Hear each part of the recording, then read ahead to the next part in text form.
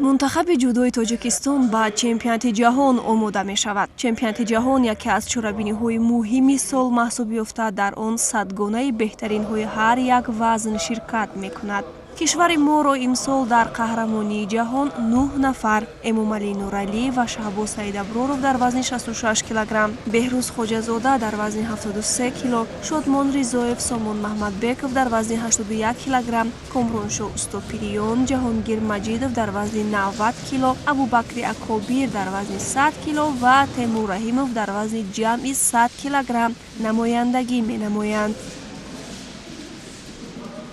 با دستگیری به واسطه رئیس فدراسیون جودو جمهوری تاجیکستان محترم اسماعیل محمدزاهر شرایط‌ها ورزشکارانی که از رایون‌های دوردست شهرهای دوردست با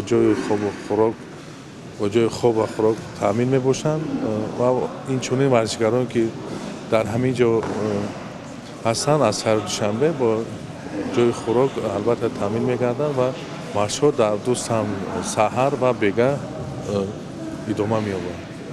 بسیار یک مسابقه با نفوذ است قهرمانی جهان و البته ما امید داریم که ورزشکاران ما نتیجه خوب به دست بیارند. имсол бо ташаббуси Федератсияи ҷудои кишвар барои аъзоёни мунтахаб якчанд марҳилаи омодагӣ ташкил карда шуд.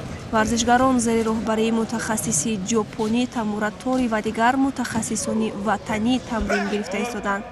марҳилаи асосии машқҳо дар шаҳри Сочи Федератсияи Россия якҷо бо мунтахаби ҷудои Русия баргузор шуданд. ҳамакнун онҳо тамринҳои пеш аз мусобиқотро дар шаҳри Душанбе гузаронида истодаанд. ما طولی 12 روز در شهر سوچی فدراسیای روسیه قرار داشتیم در مشق‌های دسته‌جمعی بدن آمدیم و تصمیم مربیان 3 روز بود که استراحت کنیم و پیش از چمپیونات جهان باز یک مشق‌های دسته‌جمعی برای فرمای خود را نگاه داشتن به شهر دوشنبه به کلوب ورزشی حاجی شریف آمدیم و همه روزه در یک روز 2 جلسه تمرین است. ما آمادگی را بسیار در سطح بلند گذرانده ایستاده‌ایم.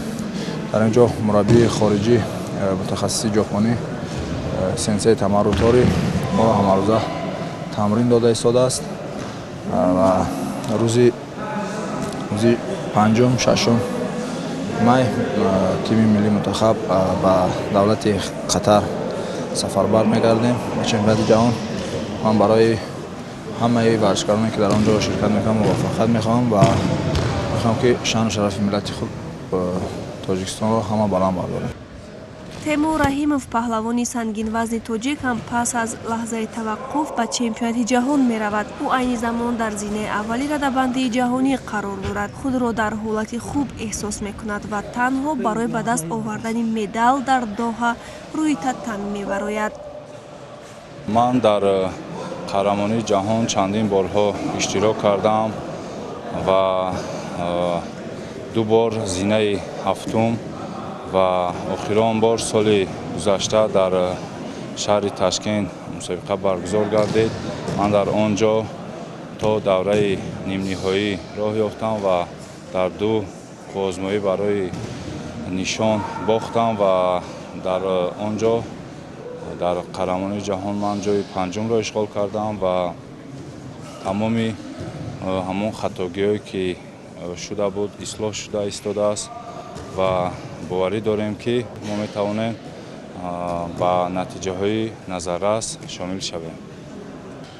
چمپیونات جهان از 7 تا 13 مای با شرکت زیاده از 600 ورزشگر هم از روی رقابت‌های دسته‌ای و هم انفرادی صورت می‌گیرد.